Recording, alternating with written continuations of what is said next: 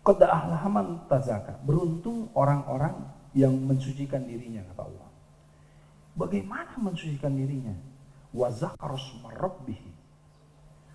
Zakaro itu secara lughah, secara kata itu artinya mengingat. Zikir itu kan mengingat. Zikrullah mengingat Allah. Zakaro isma rabbih berarti mengingat.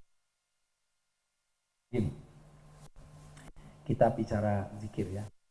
Zikir itu bukan hanya sekedar subhanallah, alhamdulillah, wala ilaha illallah, wallahu akbar. Bukan sekedar itu, bukan sekedar kemudian kita zikir baca Quran dan lain, bukan. Tetapi zikir itu mengingat Allah itu dengan menghadirkan Allah ke dalam benak. Itu zikir. Ah, ini serius lagi ya. Ini. Ibu ingat wajah nenek ibu, ingat nggak? Ingat lagi senyum gitu, ingat? Bapak misalnya ingat pintu rumah bapak nih, coba diingat. Ada kan? Itu artinya menghadirkan visualnya ke dalam benak, ya, mengingat kan? Nah, lebih jauh lagi saya ingin mengajak begini. Ibu-ibu, bapak-bapak, ayo kita masuk ke dalam mengingat rasa. Tadi mengingat visual, ini sekarang mengingat rasa. Oke, mudah begini, mudahnya bapak-bapak sama ibu begini. Tahu jeruk purut kan, jeruk nipis, tahu ya? Oke, kita pakai imajinasi. Jeruk purut, jeruk nipis ini mari kita belah dua. Sudah? Nah, setelah kita belah dua, simpan jeruk purut ini di mulut kita nih. Nah, mari kita pencet sama-sama, saya hitung ya. Ini serius nih, kita coba nih, saya pengen tahu. Sama-sama ya, diimajinasikan. Kita sama-sama press, 1, 2, 3. Dah, oke. Udah dibayangkan? Oke, saya mau tanya. Ini kita jujur-jujuran ya. Saya mau tanya, ibu-ibu dulu. Siapa yang merasa kecut? Asem, siapa? Ada yang ngerasa nggak? Nggak apa-apa. Nggak ada sama sekali? Yang tiba-tiba, gitu?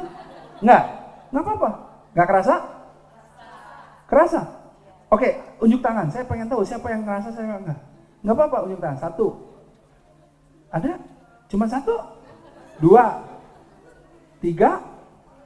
Oke, sekian lah ya. Oke, coba bapak-bapak. Bapak-bapak, tadi ada yang ngerasa kecut langsung asam nggak? Ada? Berapa? 1, 2, 3, 4? Oh, banyak bapak-bapak. Oke. Berarti bapak-bapak lebih bisa membayangkan daripada ibu-ibu, masa sih? Imajinasinya lebih tinggi berarti ya. Banyak, tapi bukan ngelonjor kan? Gini. Karena apa sih maksudnya gini? Gini ya. Itu artinya bapak-bapak, ibu-ibu yang tadi ngerasa kecut, asem langsung, itu artinya khusyuk. Khusyuk dalam membayangkan jeruk purut, khusyuk dalam jeruk purut. Tahu dulu khusyuk. Kenapa khusyuk? Karena rasanya muncul, ada, dan kemudian berdampak kepada sensasinya kecut, betul nggak? Oke. Di dalam ayat Allah sebutkan orang-orang yang dibacakan, yang mendengarkan ayat Allah, wajilat qulubuhum, bergetar kolbunya. Bergetar kolbunya. Jadi ketika dia menghadirkan ayat Allah, ya, ketika dia menghadirkan betul-betul, dan dia itu merasa Allah hadir dan bergetar kolbunya, itulah tanda kekhusyuan sebetulnya. Itu tanda kekhusyuan. Dan ketika ayat-ayat ini itu diperdengarkan, masuk ke dalam kekhusyuan dia, bertambahlah keimanan di dalam hatinya. Jadi Bu, Pak, bayangkan Bapak sholat nih, nanti sholat zuhur ya. Bismillahirrahmanirrahim. Kunci mobil taruh di mana nih? Alhamdulillahirrabbilalamin. Itu sih Bapak itu belum bayar utang, benar-benar lupa. Ar-Rahmanir Rahim. Oh, saya harus jemput nih anak-anak sekolah. Ibu kan. Itu artinya khusyuknya kemana? Dia nggak khusyuk dalam sholatnya. Dia tidak menghadirkan Allah di dalam sholatnya. Karenanya banyak orang yang sholat yang tidak mendapatkan dampak dari sholatnya.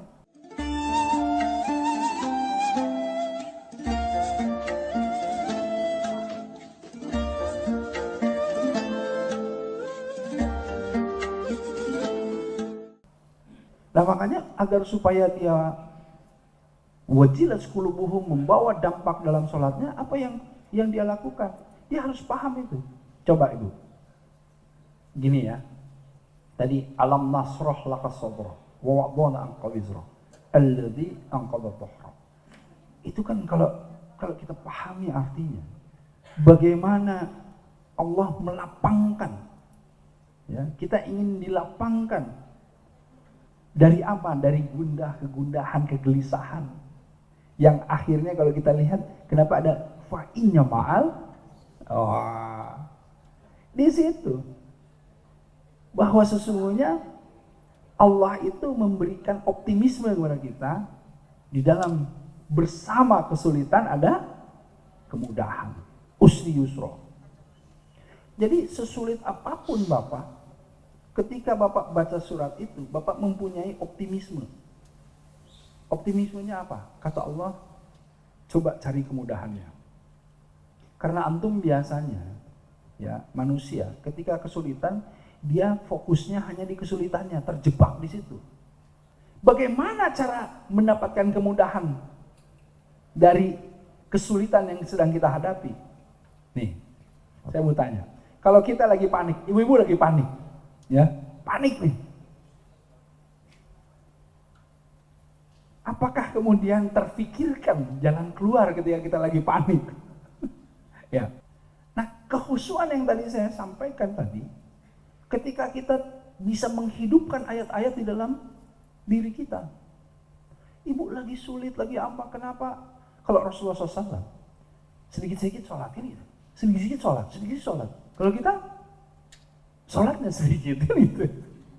Kalau kita sholatnya sedikit, kalau Rasul sedikit sholat. Kenapa? Karena sholat itulah yang tadi saya bacakan, qad aflaha man tazakka wa zakara isma rabbih, kemudian fasholla.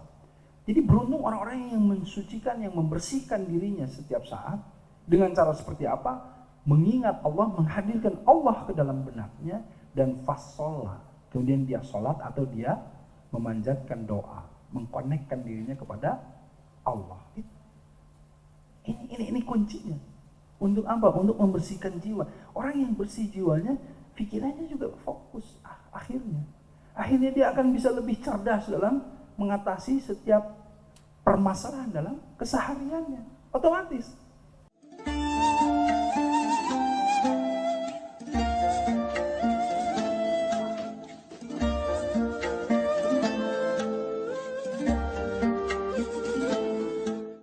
Bagaimana kata Allah gini, wa may yattaqillah yas'alhu makhrajan wa yarzuqhu min haitsu la yahtasib. Iya. Jadi udah kalian mah takwa aja. Artinya takwa itu apa? Ya tadi salah satunya masuk ke dalam kehusuan, kan gitu ya. Memperbanyak kemudian zikir-zikir kepada Allah 24 jam terus diikat menjadi nilai ibadah, kan itu masuk ketakwaan. Kalau kalian masuk dalam ketakwaan seperti itu, masalah sesulit apapun Allah akan kasih jalan keluarnya. Wa yarzuqhu, dan masalah rizki yang kalian selalu khawatirkan, yang kita kemudian galau karenanya dan lain-lain, min haitsu la yahtasib, Allah akan beri dari arah yang tidak diduga-duga. Nah ini menjadi kuncinya tadi. Nah karenanya tadi urusan pembenahan di awal, kemudian dari pembenahan secara lingkungan eksternal, internal semuanya, masuk yang lebih dalam lagi apa? Untuk bebenah atau mensucikan hati tadi. Ya. Kalau yang tadi bebenah itu ada sebuah ayat, ya ayyuhalladzina amanu taqullaha wal tanzur nafsum Ama qaddamat liqad. Wah, ini ustadz nih. Ketika kita bicara, hai orang-orang yang beriman, ittaqullah, bertakwa kepada Allah, dengan cara apa tadi? Wal tangsur nafsu, dengan cara mempersiapkan diri untuk apa? Untuk godang, untuk hari esok. Jadi sebetulnya kita itu memang harus mempersiapkan diri kita ini bukan hanya untuk hari ini dan besok, tapi esok. Di dalam pemahaman ayat ini adalah sampai ke akhirat kelak. Makanya kalau dalam perencanaan, kalau forecast, Mbak bikin forecast berapa lama nih? 1 tahun, 3 tahun kita forecasting kan gitu biasanya. Kalau udah forecasting nih, waduh detail semua. Itu forecasting ini kita harus bikin forecasting kehidupan sebetulnya Pak. Iya. Nah permasalahannya akhirnya bukan di masalah berapa banyak sih sukses itu, berapa banyak yang harus kita dapatkan, bukan itu. Tapi berapa banyak yang bisa kita berikan manfaatnya kepada orang. Itulah khairun nasi anfa'uhum linnas itu. Jadi sebaik-baiknya manusia itu yang paling bermanfaat. Jadi kalau udah masuk ke situ, ukurannya kan bukan hanya zakat, ya enggak? Tapi ziswaf itu, zakat, infak, sedekah, wakaf. Ya. Apakah semuanya bernilai harta? Enggak. Kita bisa di dalam sedekah bukan hanya harta. Betul enggak?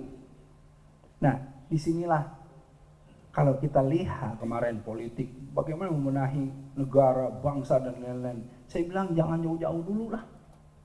Itu tadi, ku anfusakum wa ahlikum naro, ini dulu aja. Benahi yang namanya diri kita, wa ahlihi juga keluarga kita, lingkungan kita, insya Allah satu rumah dibenahi, ya satu negara kan, kemudian berubah kan begitu.